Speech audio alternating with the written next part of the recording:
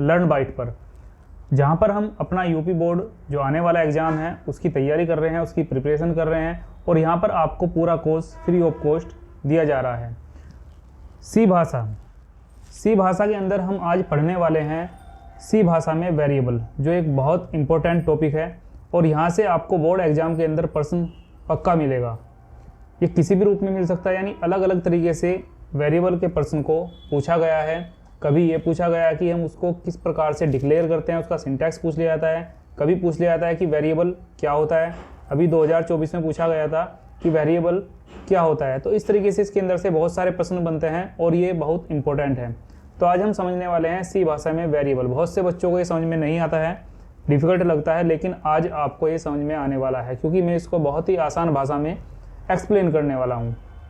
तो चलिए समझते हैं सी भाषा में वेरिएबल। प्रोग्राम के वे मान या वैल्यू जो पूरे प्रोग्राम के दौरान आवश्यकता अनुसार बदलते रहते हैं, उसको हम क्या बोलते हैं? वेरिएबल। या इंग्लिश में अगर बात करें, the value in a program that can change whenever needed are called variable. इसका भी मीन्स वही है जो भी ऊपर हमने हिंदी में पढ़ा, यानी प्रोग्राम के अंदर जो मान लगातार प्रोग्राम की आवश्यकता के अनुसार बदलते रहें, उसको हम क्या बोलते हैं? वेरिएबल। क्या आपको ये बात समझ में आई? शायद नहीं। क्यों?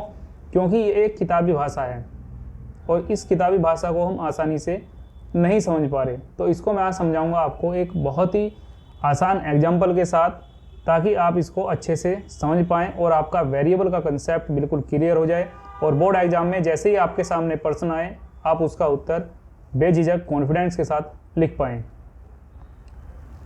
वेरिएबल को समझना मुश्किल क्यों लगता है? Why does understand a variable feel difficult?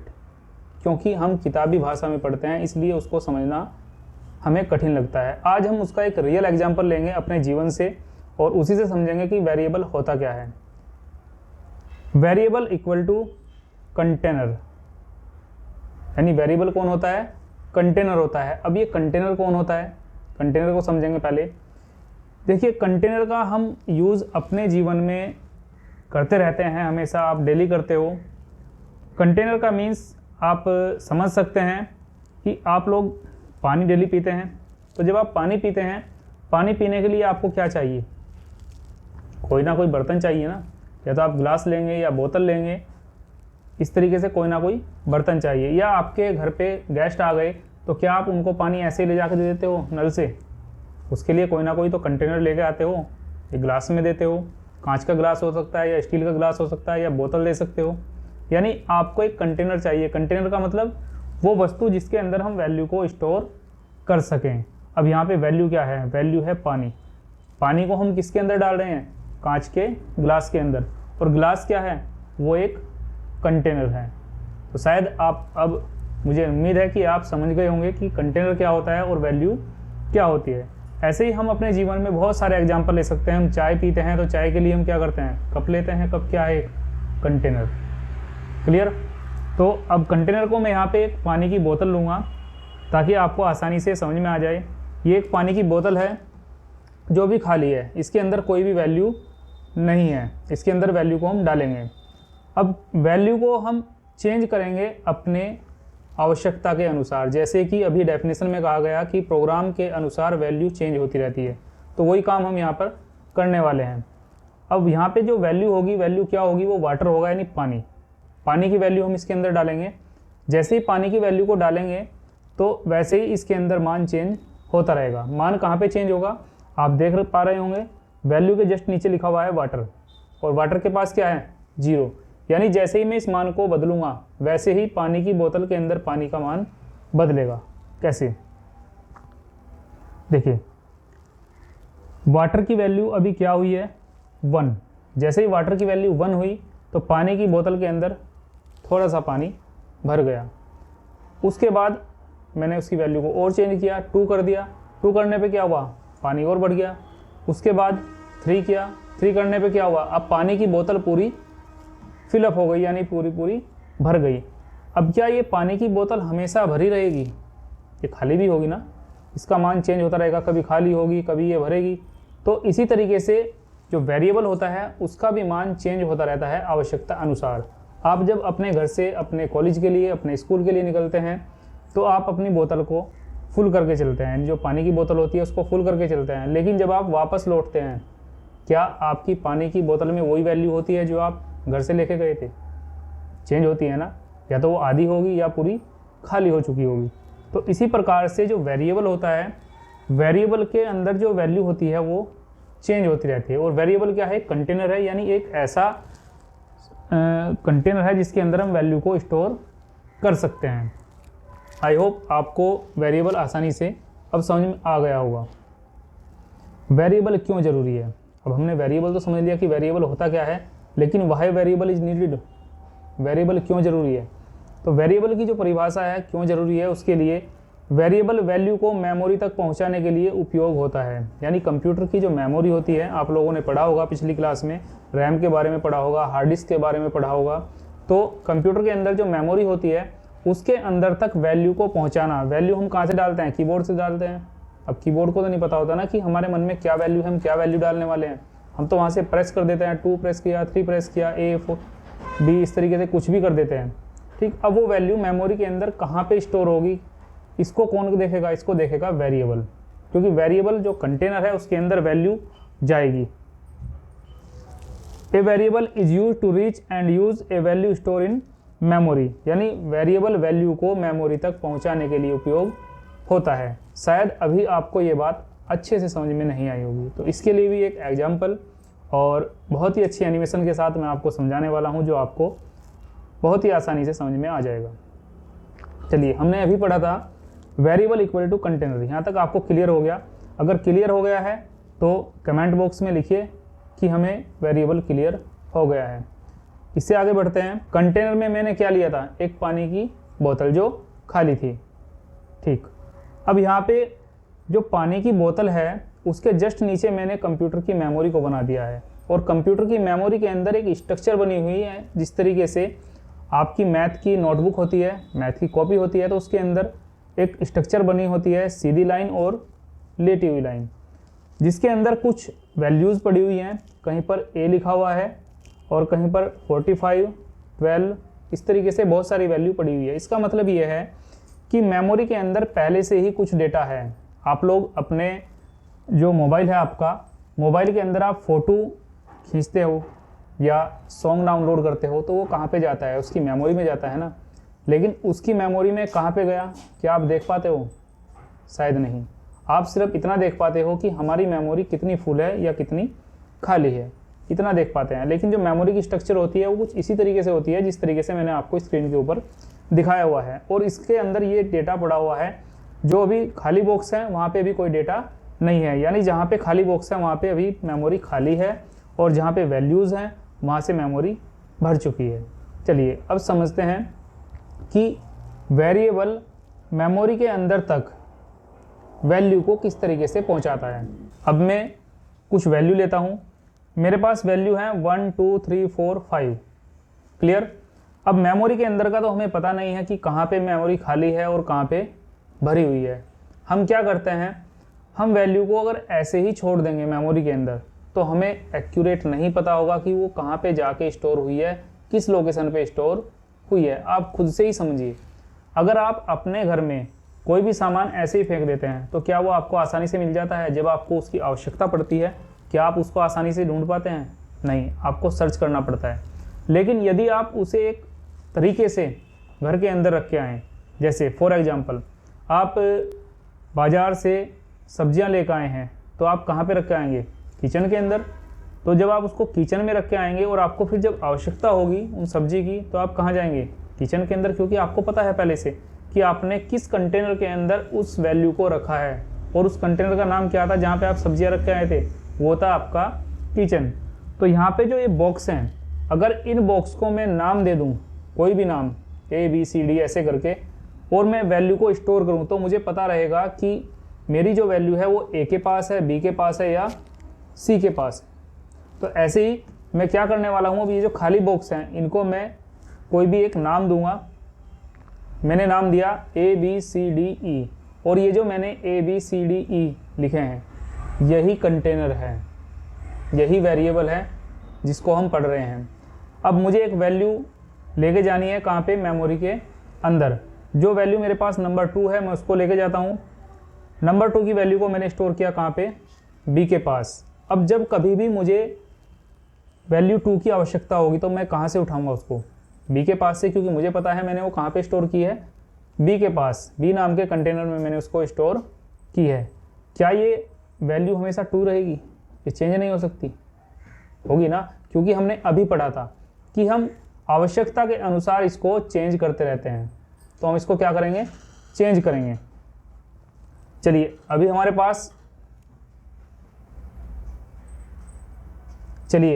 पास और भी वैल्यू हैं, उनको भी हम इसके अंदर डालते हैं। अब मैंने वैल्यू 4 को डाला, कहाँ पे गया ये, ई के पास। उसके बाद मैं एक वैल्यू और डालता हूँ 1, किसके पास गया, ए के पास। एक वैल्यू और डालता हूँ 5, किसके पास गया, 4 के पास। यानी यहाँ पे मैं आपको ये समझाना चाह रहा हूँ कि जो वैल्यू 5 है वो ई के पास गया, जबकि ई के पास पहले क्या था, 4। यानी जो ई नाम का वेरिएबल है उसकी वैल्यू अब क्या हो गई, चेंज हो गई प्रोग्राम की आवश्यकता के अनुसार, जो हमने शुरू की डेफिनेशन में पढ़ा था। तो इस प्रकार से वेरिएबल की वैल्यू चेंज होती रहती है। आई होप आपको समझ आ गया होगा कि हम वेरिएबल को क्यों बनाते हैं, क्यों डिक्लेयर करते हैं। वेरिएबल को हम डिक्लेयर करते हैं मेमोरी के अंदर अपनी वैल्यू को स्टोर करने के लिए, क्योंकि मेमोरी बहुत बड़ी होती है। उसके अंदर यहाँ पर तो आप ये अभी ये 10, 12 या 15 बॉक्स देख रहे हैं, लेकिन जब आपकी मेमोरी 1 GB, 2 GB या टेराबाइट तक होती है तो लाखों की संख्या में वहाँ पर बॉक्स होते हैं। अब आपने जो भी गाना डाला है अपनी मेमोरी के अंदर या कोई भी फ़ोटो डाला है तो वो कहाँ पे जाके स्टोर हुआ है उसको ढूंढ पाना आसान नहीं होगा। यदि उसको किसी वेरिएबल के थ्रू हमने भेजा हुआ है तो हम उसको आसानी से पता कर सकते हैं। इसका एक एग्जांपल और देता हूँ मैं आपको। सपोज करिए आपका कोई दोस्त घूमने के लिए आया है आपके कहीं भी नज़दीकी शहर में, और वो आपसे कांटेक्ट करता है कि भाई मुझसे मिलने के लिए आ जाओ, मैं यहाँ पर आया हुआ हूँ। उसने बताया कि मैं किसी भी एक होटल में रुका हुआ हूँ, उस होटल का नाम उसने बता दिया कि इस होटल में मैं रुका हुआ हूँ। अब आप पहुँचते हैं उस होटल में, उस होटल पर आप पहुँच गए। अब आप उसको कैसे ढूंढेंगे, एक एक करके सारे कमरे देखेंगे, ऐसे ही होगा? नहीं ना। अगर आप ऐसा करेंगे तो बड़ा मुश्किल हो जाएगा और आपको परमिशन भी नहीं होगी हर किसी के कमरे में जाने की। तो इसका सबसे आसान तरीका है कि वो अपने कंटेनर का नाम बता दे। कंटेनर का मतलब यानी वो जहाँ पे स्टोर है, जिस कमरे में है, रूम नंबर, अपना रूम नंबर अगर आपको बता देगा तो आप डायरेक्ट उसको वहीं से लेके आ जाएंगे, यानी आप वैल्यू को वहीं से एक्सेस कर लेंगे। तो वो जो रूम नंबर था वो क्या था, वेरिएबल। तो इस तरीके से आई होप आपको वेरिएबल आसानी से समझ में आ गया होगा। अगर समझ आ गया है तो कमेंट बॉक्स में कमेंट करिए कि वेरिएबल इज़ क्लियर। चलिए आगे, वेरिएबल बनाने के नियम। अब ये वेरिएबल हमने समझ तो लिए कि वेरिएबल क्या होते हैं, क्यों हम इनको यूज़ करते हैं, और शायद अब आपको वेरिएबल डिफ़िकल्ट नहीं लग रहा होगा, आसान होगा। तो वेरिएबल के नियम जानते हैं। वेरिएबल के नियम क्या होते हैं, इसको हम बनाते कैसे हैं, इसके भी कुछ नियम होते हैं। नियम सेम ऐसे हैं जैसे हम अपना नाम रखते हैं, सेम ऐसे ही वेरिएबल को भी रखा जाता है। सबसे पहला नियम है, पहला कैरेक्टर अल्फ़ाबेट या अंडरस्कोर होना चाहिए। अंडरस्कोर होता है जो नीचे पड़ा हुआ डंडा है ये, ठीक। फॉर एग्जांपल मैंने आपको आगे जो ग्रीन बॉक्स के अंदर है वो एग्जांपल भी दिए हुए हैं। रोल अंडरस्कोर नंबर, ये क्या है, एक वेरिएबल का नाम है, या अंडरस्कोर नंबर। जैसा कि नियम में कहा गया है इसके कि पहला अक्षर या तो अल्फ़ाबेट हो, अल्फ़ाबेट का मतलब ABCD हो, या अंडरस्कोर हो, यही होना चाहिए, इससे अलग नहीं होना चाहिए। इससे अलग का मतलब है आप स्टार्टिंग में कोई भी नंबर नहीं रख सकते, या अंडरस्कोर को छोड़कर कोई भी अलग सिंबल आप नहीं रख सकते कभी भी किसी भी वेरिएबल को बनाने के लिए। क्लियर? यही हम अपने जीवन में भी अपनाते हैं। जब हम अपना नामकरण करते हैं या हमारे माता पिता हमारा नामकरण करते हैं तो क्या वो हमारा नाम किसी नंबर से रखते हैं, 1 रोहित, 2 रोहित, इस तरीके से रखते हैं? नहीं ना। वो क्या करते हैं, सबसे पहले अल्फ़ाबेट यूज़ करते हैं। जब आप स्कूल में पढ़ते हैं, अगर आपके नाम के एक ही क्लास में 2 या 3 बच्चे हैं तो वहाँ पे रोहित 1, रोहित 2, रोहित 3 इस तरीके से रखा जाता है, ना कि 1 रोहित, 2 रोहित, 3 रोहित, ऐसा नहीं रखा जाता। चलिए, पहला नियम आपको समझ आ गया होगा। पहला अक्षर जो है वो वेरिएबल का वो अल्फ़ाबेट होना चाहिए या अंडरस्कोर होना चाहिए। नियम नंबर 2 है इसका, अल्फ़ाबेट, डिजिट और अंडरस्कोर, केवल इन 3 चीज़ों से ही हम नाम रख सकते हैं। मैंने साइड में आपको एग्जांपल दिया है रेड बॉक्स में, नेम अंडरस्कोर 1, यानी जो आपका नंबर आएगा वो लास्ट में आएगा। रूल नंबर 3, स्पेस या कोमा अलाउ नहीं है। आप कहीं भी बीच में स्पेस नहीं देंगे या कोमा नहीं लगाएंगे। आप कहीं भी बीच में स्पेस नहीं देंगे या कोमा नहीं लगाएंगे। नेक्स्ट इसका रूल है, स्पेशल सिंबल आपको यूज़ नहीं करने। स्पेशल सिंबल क्या होते हैं? रेड बॉक्स में देखिए, @ है, $%, इस तरीके के जो सिंबल्स हैं इनको आप यूज़ नहीं करेंगे वेरिएबल का नाम बनाते समय या वेरिएबल को बनाते समय। एक और बहुत ही इम्पोर्टेंट है, वैसे आप बड़ा नाम रख सकते हो, लेकिन मेरी आपको राय है कि हमेशा वेरिएबल को बनाते समय उसकी लेंथ छोटी रखिए। क्यों? क्योंकि उस वेरिएबल को जब हम प्रोग्राम के अंदर यूज़ करेंगे तो हमें बार बार उसकी आवश्यकता होगी। यदि हमने उसका नाम बड़ा रखा है तो हम उसकी स्पेलिंग मिस्टेक कर सकते हैं। इसलिए आप जितना भी हो सके उसका जो लेंथ है वो छोटा रखिए, ताकि आपकी टाइपिंग मिस्टेक कम हो, टाइपिंग मिस्टेक से आप बचे रहें। आई होप आपको वेरिएबल बनाने के नियम समझ में आ गए होंगे। ये भी एक क्वेश्चन आता है कि वेरिएबल को बनाने के लिए या वेरिएबल को डिक्लेयर करने के लिए कौन कौन से नियम होते हैं। अब मैं आपको कुछ एग्जांपल दे रहा हूँ। एक साइड में वैलिड वेरिएबल है, यानी जो वेरिएबल सही हैं, और एक साइड में इनवैलिड, जिससे हम सीखेंगे कि वेरिएबल कौन सा सही है और कौन सा गलत है। सबसे पहले वैलिड के अंदर देखिए जो ब्लू कलर से है, टोटल अंडरस्कोर मार्क्स। नियम के अनुसार क्या पहला जो अक्षर है वो अल्फ़ाबेट है, ABCD में है? यस है, बिल्कुल। बीच में कोई स्पेस है? नहीं है। कोई स्पेशल सिंबल है? नहीं है, केवल अंडरस्कोर है, और अंडरस्कोर क्या है? अलाउ कर रखा है। तो ये वेरिएबल बिल्कुल वैलिड है, चलेगा, सही है, इसमें कोई भी एरर आने वाली नहीं है। साइड में देखेंगे रेड कलर में, टोटल स्पेस मार्क्स, बीच में क्या आ गया? स्पेस, और जब स्पेस आ गया तो ये रूल को ब्रेक कर गया, यानी ये वेरिएबल आपका वैलिड नहीं है, एरर आएगी। नेक्स्ट एग्जांपल, ब्लू कलर में देखेंगे वैलिड, अंडरस्कोर सम। नियम में कहा गया था कि आप स्टार्टिंग में अंडरस्कोर लगा सकते हैं और अल्फ़ाबेट यूज़ कर सकते हैं, तो ये वैलिड है। और रेड कलर में आप देखेंगे इनवैलिड में टू सम, स्टार्टिंग में क्या आ गया? नंबर आ गया, जबकि नंबर वेरिएबल में नहीं आना चाहिए। नेक्स्ट, मार्क्स 10, स्टार्टिंग में अल्फ़ाबेट, बाद में नंबर, चलेगा, कोई दिक्कत नहीं है, क्योंकि नियम के अनुसार है। रेड कलर में टोटल डैश मार्क्स, बीच में क्या आ गया? डैश। डैश एक स्पेशल सिंबल है जो आप वेरिएबल में यूज़ नहीं कर सकते, केवल अंडरस्कोर कर सकते हैं, ये बात आपको ध्यान रखनी है। डिक्लेरेशन ऑफ वेरिएबल, यानी वेरिएबल को बनाएंगे कैसे? हमने नियम पढ़ लिए, वैलिड और इनवैलिड देख लिए, अब इसको बनाएंगे कैसे, इसको डिक्लेयर कैसे करेंगे? वेरिएबल का उपयोग करने से पहले इसको क्या करना पड़ता है? डिक्लेयर करना पड़ता है, यानी हमें कंप्यूटर के अंदर मेमोरी को यूज़ करने से पहले क्या बनाना पड़ेगा?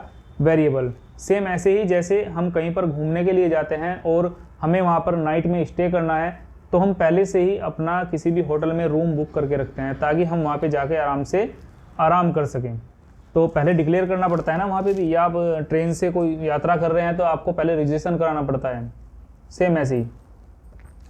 तो सिंटैक्स इसका होगा डाटा टाइप, उसके बाद नेम ऑफ वेरिएबल, यानी वेरिएबल को बनाने का जो तरीका होता है, सबसे पहले हम उसका डेटा टाइप बताएंगे कि भाई वैल्यू कैसी आएगी, और उसके बाद उसका नाम। इसका भी एक एग्जांपल समझते हैं। सपोज करिए आप फैमिली के साथ घूमने के लिए जा रहे हैं। फैमिली मीन्स आपके ताऊ चाचा सब आपके साथ हैं, और लेडीज भी हैं उसमें, बच्चे भी हैं, सभी हैं। तो ऐसा तो नहीं होगा कि आप एक ही रूम बुक करें और सभी जेंट्स और जो फीमेल हैं वो सब एक ही रूम में रहें। आप क्या करते हैं? आप अलग अलग करते हैं, डेटा का टाइप देखते हैं, यानी फीमेल और मेल, उन्हीं के अनुसार आप क्या करेंगे? 2 कमरे बुक करेंगे, एक में मेल रहेंगे और एक में फीमेल रहेंगे। तो क्या हुआ? डेटा का टाइप। तो डेटा का टाइप जो कंप्यूटर के अंदर होता है वो 3 तरीके का डेटा होता है, इंटीजर, फ्लोट और कैरेक्टर। उसके ऊपर भी हम बात करेंगे। अभी सिंटैक्स के अंदर एग्जाम्पल लेकर समझते हैं। इंटीजर रोल नंबर, हमारा जो रोल नंबर होता है वो हमेशा पूरी संख्याओं से बनता है, 1 2 3 4 5 इस तरीके से, कभी भी वो पॉइंट में नहीं होता। तो इस तरीके की जो वैल्यू होती हैं, यानी 1 2 3 4 जो पूरी होती हैं, उसको बोलते हैं इंटीजर, यानी वो इंटीजर टाइप का डेटा है। फ्लोट मीन्स जो पॉइंट में होता है। तो फ्लोट के आगे मैंने एक वेरिएबल बनाया है रेट, यानी जो प्राइस होता है। प्राइस में आपका रुपया और पैसा दोनों में हो सकता है, तो बीच में उसमें क्या आएगा, पॉइंट आएगा, इसलिए वो फ्लोट टाइप का है। करेक्टर मीन्स जो आपका ABCD अल्फ़ाबेट्स होते हैं वो करेक्टर में आएंगे। तो जब भी मुझे कोई भी वेरिएबल डिक्लेयर करना है तो सबसे पहले तो पता ये होना चाहिए कि मुझे किस प्रकार का वेरिएबल चाहिए, किस प्रकार की मेमोरी चाहिए। इंटीजर वैल्यू के लिए चाहिए, फ्लोट के लिए चाहिए, या कैरेक्टर के लिए चाहिए। सपोज करिए मुझे इंटीजर के लिए चाहिए, तो मैं उसको जब वेरिएबल को डिक्लेयर करूँगा पहले लिखूँगा int और उसके बाद वेरिएबल का नाम रखेंगे हम नियम के अनुसार। यहाँ इंटीजर, फ्लोट, कैरेक्टर ये सब क्या है, डेटा टाइप है। ठीक, अब डेटा टाइप पर बात करते हैं। डेटा टाइप यानी डाटा का प्रकार। आपके सामने एक टेबल है, इस टेबल में डेटा का टाइप दे रखा है इंटीजर, फ्लोट और कैरेक्टर। इंटीजर मीन्स पूर्णांक और फ्लोट का मतलब होता है दशमलव, यानी दशमलव वाली संख्याएं, और कैरेक्टर का मतलब अक्षर। उनके उदाहरण भी उनके जस्ट सामने मैंने दिए हैं। इंटीजर के सामने 1 2 3 4 5 6 7, यानी ये वैल्यू पूरी है, इसमें कहीं भी पॉइंट नहीं है। फ्लोट के आगे जो वैल्यूज़ हैं वो पॉइंट वाली हैं, 1.3, 2.5 या 3.6 या 5/2। यदि हम 5 को 2 से डिवाइड करेंगे तो भी क्या आएगा, 2.5, यानी जो संख्याएं पॉइंट वाली होती हैं वो क्या होती हैं, फ्लोट टाइप की होती हैं। कैरेक्टर में आपका ABCD, आपके जितने भी अल्फ़ाबेट्स हैं वो आते हैं। अब इनकी रेंज की बात करते हैं, यानी ये जो इंटीजर टाइप का डेटा टाइप है ये कहाँ तक के नंबर को अपने अंदर स्टोर कर सकता है। तो इसकी जो रेंज होती है वो होती है -32,768 से प्लस 32,767 तक। यानी अगर मैं प्लस के 32,768 यूज़ करूँगा तो ये उस वैल्यू को एक्सेप्ट नहीं करेगा, क्योंकि इसकी कैपेसिटी इतनी नहीं है, केवल 32,767 तक ही है।